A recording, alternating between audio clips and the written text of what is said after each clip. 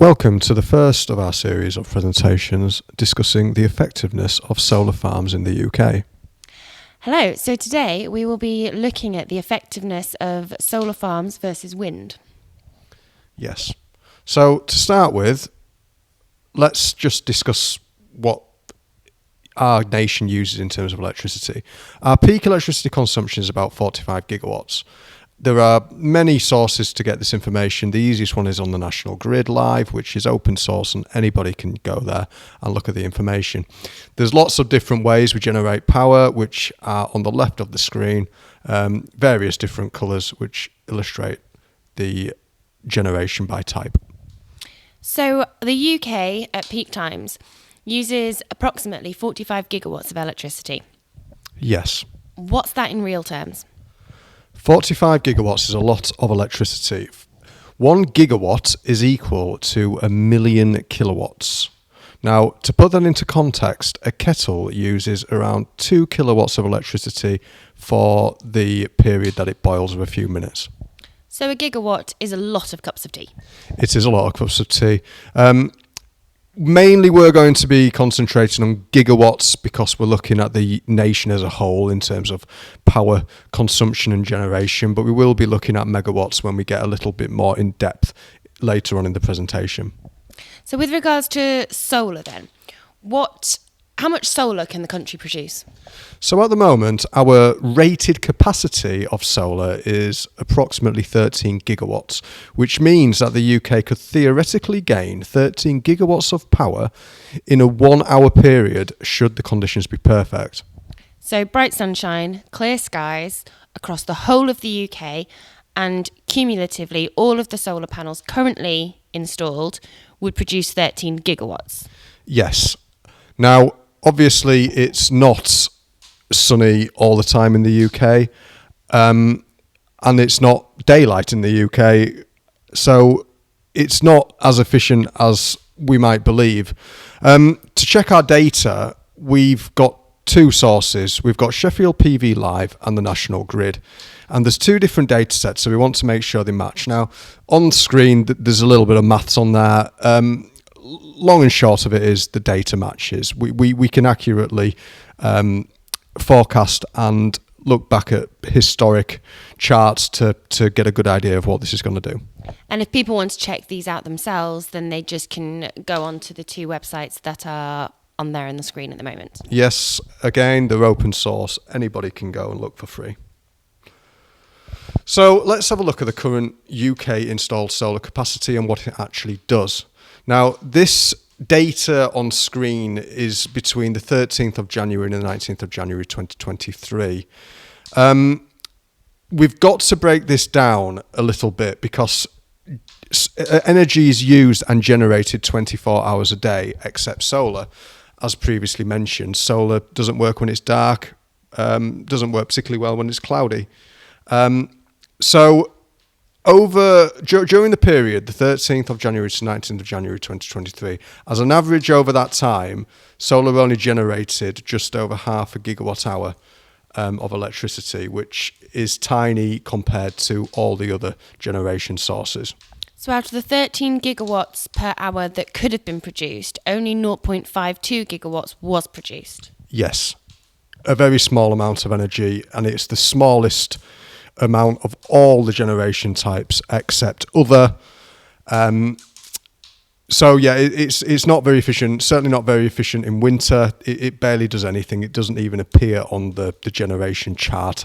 That's in the middle of the screen. But this is in the depths of winter, so let's look at summer. So in summer, we've got the data from the best day of the year. Now, do you remember the 40-degree heat wave? Oh, yes. So in the 40-degree heat wave, where we had sun all over the UK all day, the peak generation in that time, the cumulative generation during that period was 73 gigawatt hours. Now, as previously mentioned, we need to break that up into the 24-hour period when comparing against other energy sources because we use energy 24 hours a day and all the other sources generate energy 24 hours a day. So broken up into that period, it was only 3.04 gigawatt hours produced, which is only 23.4% of the installed capacity, less than a quarter. So So even though it was peak conditions for it still only produced 23.4% of the installed capacity. Correct. So over the 24-hour period, that's all it produced. The main source of electricity generation on that day was natural gas, which is a high carbon footprint. Did the solar ever get to its peak performance?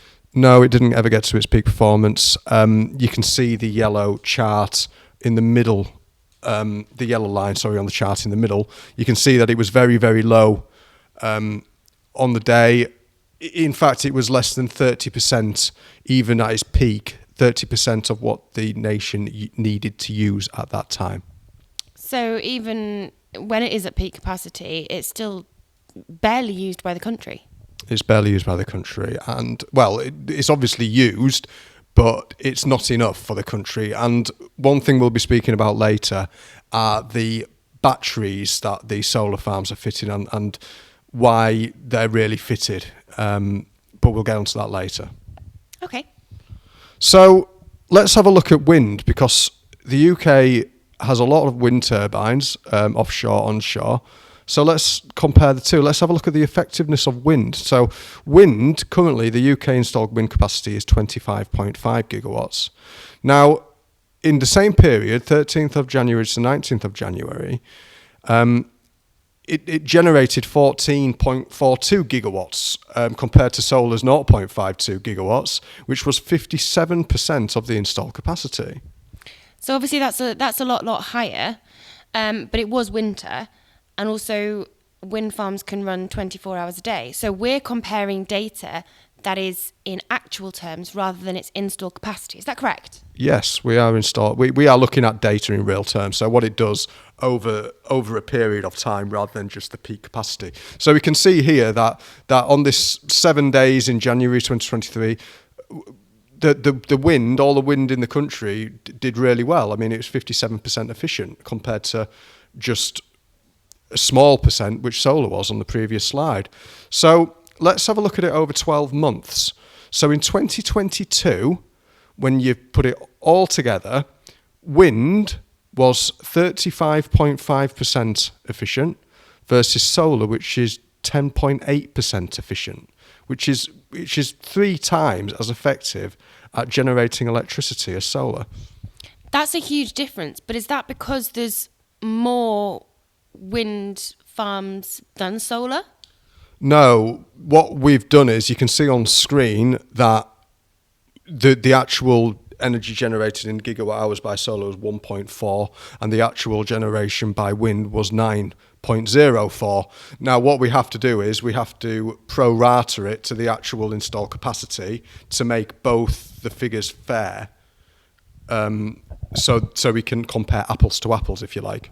So we're looking at it as if if they had exactly the same potential, we're looking at how effective that potential capacity would have been. Yes, exactly. Well, so what can you tell me about the Helios solar farm that's looking to be built around Selby?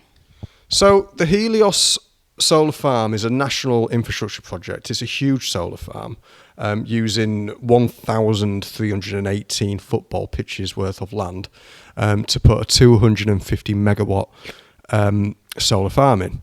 Now, to put this into context, the land is 94% best most versatile land, which is the best, well, like it says on the tin, the best most versatile land for growing crops, produce.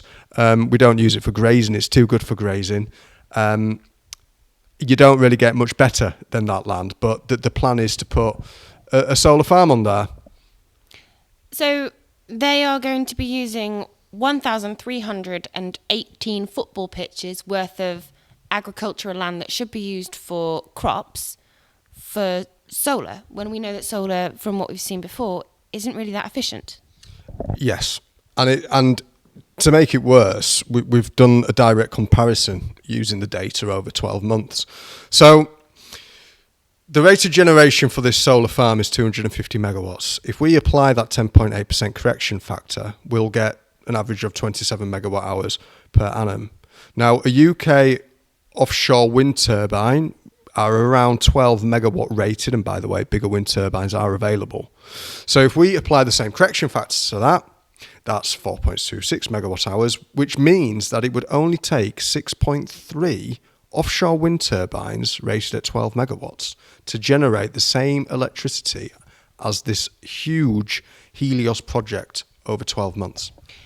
So rather than installing solar panels over 1,318 football pitches worth of land, we could just put 6, and well, say round it up, 7 wind turbines in the sea where they're not disturbing anything. Exactly. And that's a travesty, really, in my humble opinion. They are very inefficient, and ultimately it's not about green energy, it's about profit. But that just makes no sense. Well, not for us as the consumer. In the next presentation, we are going to be looking at the financial aspects of it, with the batteries and potential profit margins. I think that's a really good thing to explore. We'll look forward to it.